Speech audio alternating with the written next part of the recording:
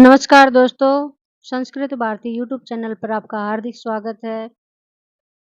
आज हम पढ़ेंगे इस संज्ञा करने का फल, लोप संज्ञा, संहिता संज्ञा, प्रत्याहार संज्ञा, संयोग संज्ञा और सवर्ण संज्ञा। ये इनमें से एसटेट में, सीटेट और नेट सभी कॉम्पिटिटिव एग्जाम्स में क्वेश्चन पूछे जाते हैं, खासतौर पर एसटेट में। तो आइए पढ़ते हैं। इसमें से बहुत से क्वेश्चन एसटेट के लिए निकलते हैं, तो ध्यान से पढ़िएगा और समझिएगा। इत संज्ञा करने का फल। इत संज्ञा करने का फल या संज्ञा सा फलवती। नियम के अनुसार प्रत्येक संज्ञा को करने का कोई प्रयोजन अवश्य है। इत संज्ञक वर्ण का तस्य लोप है, सूत्र से लोप हो जाता है, लेकिन यह इत संज्ञक कार्य बहुत दीर्घलक्षी होता है। वर्णों की इत संज्ञा करके उनका लोप करना ही प्रयोजन नहीं, बल्कि इसके माध्यम से एक एक समुदाय की रचना हुई। जैसे कै की इत संज्ञा जहां जहां हुई वे सभी कित हो गए। कै प्लस इत कित। कित को मानकर होने वाले सभी कार्य उस कित समुदाय के लिए एक साथ ही बता दिए जाएंगे। इससे ही व्याकरण बहुत संक्षिप्त हो गया, यानी एक ही समुदाय बना दिया गया इनका।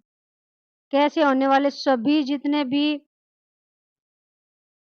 वर्ण हैं, जितने भी इत-संज्ञक वर्ण हैं, उनको कित को मानकर कित समुदाय के साथ बता दिए जाएंगे।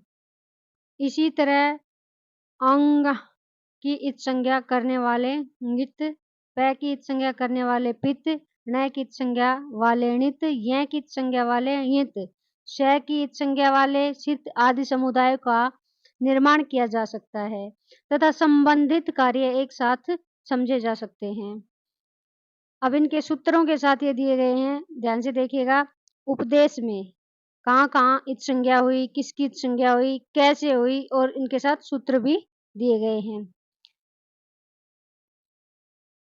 उपदेश में इत संज्ञा होती है अनुनासिक अच।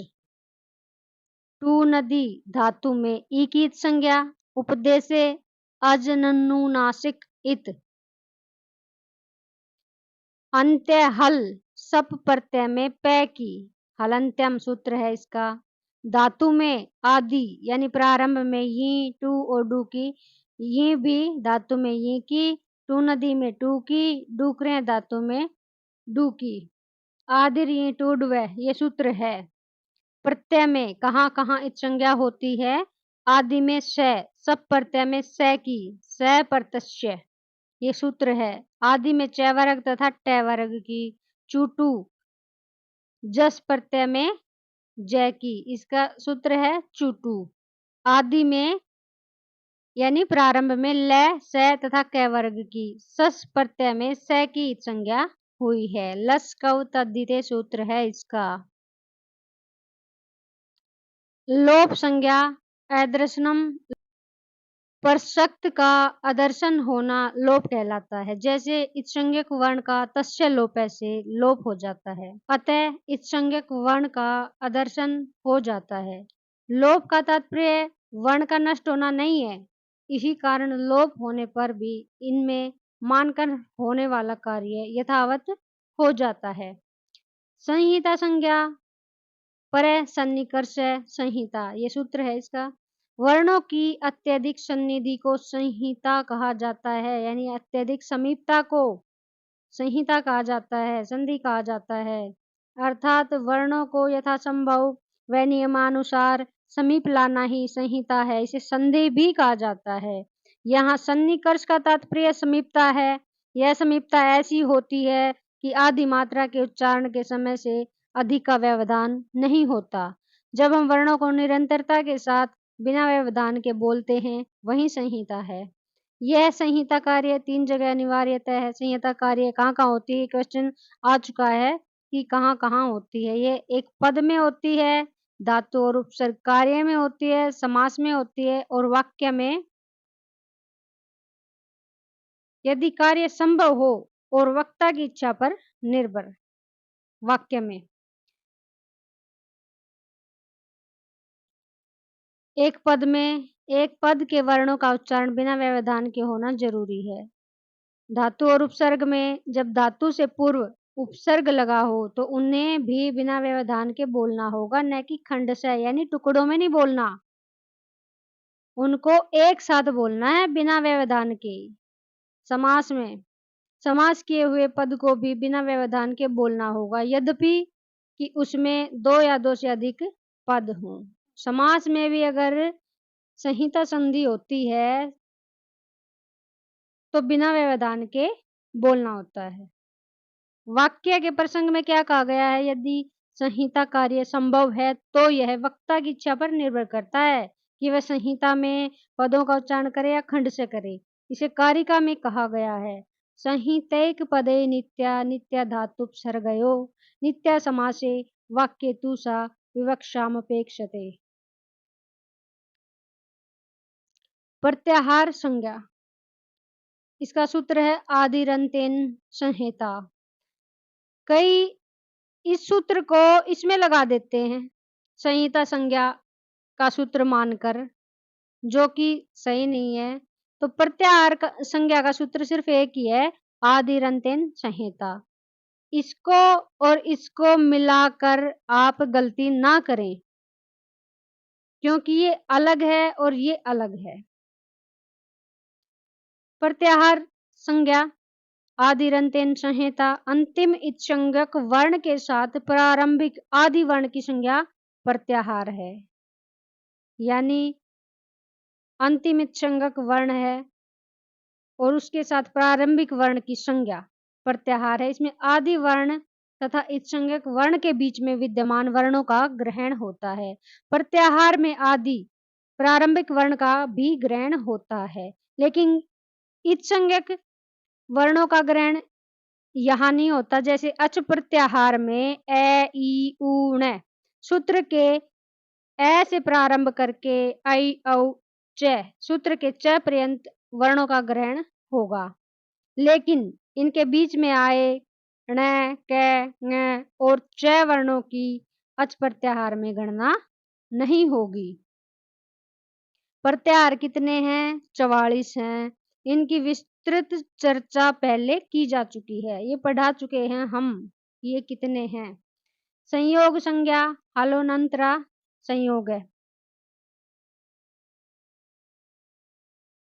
यदि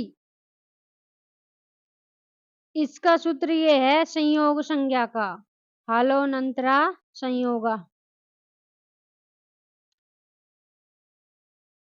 यदि दो या दो से अधिक व्यंजन वर्णों के बीच किसी भी स्वर का व्यवधान नहीं हो तो वहां संयोग संज्ञा होती है। यानी व्यंजन वर्णों के बीच में स्वर का व्यवधान नहीं हो, स्वर नहीं आना चाहिए, तभी वहां संयोग संज्ञा होती है। अर्थात अच के व्यवधान से रहित हल वर्णों को संयोग संज्ञा कहा जाता है। केवल हल वर्णों को, न कि स्वर वर्णों को। जैसे इंद्र में ये इंद्र है, ये इंद्र है, इंद्र में न आधा न है, ये द है और र है, इनके बीच में कोई भी स्वर नहीं है, तो इनकी संयोग संज्ञा हुई, जो कि हल वर्णों के बीच में हुई है। अब देखिएगा सवर्ण संज्ञा, तुल्यस्य प्रयत्नम सवर्णम। तालु आदि उच्चारण स्थान तथा आभ्यंतर प्रयत्न, ये दोनों जिसके साथ तुल्य हो वे दोनों आपस में सवर्ण होते हैं। सूत्र में आश्य पद से तात्पर्य, जैसे तुल्याश्य, तुल्य आश्य प्रयत्नम। आश्य पद से तात्पर्य कंठ तालु आदि उच्चारण स्थानों से है तथा प्रयत्न से तात्पर्य आभ्यंतर प्रयत्नों से है, जो कि 5 हैं। सपृष्ठ, ईषद सपृष्ठ, ईषद विवृत, विवृत व संवृत से है। इन उच्चारण स्थानों तथा आभ्यंतर प्रयत्नों में समानता ही सवर्णता होती है। लेकिन ना जलो सूत्र के अनुसार स्वर एवं व्यंजनों में आपस में सवर्ण संज्ञा नहीं होती, चाहे उनका उच्चारण स्थान व आभ्यंतर प्रयत्न समान रहा हो। ए और ऐ तथा ओ और औ में भी आपस में सवर्ण संज्ञा नहीं होती। अन्यथा माहेश्वर सूत्रों में ऐ, औ, च सूत्र का ग्रहण व्यर्थ हो जाएगा। री और लृ वर्णों की आपस में सवर्ण संज्ञा होती है। इस कार्य को बताने के लिए कात्यायन ने री लृ वर्णयोः मिथ्य सावर्णम वाच्यम वार्तिक लिखी है।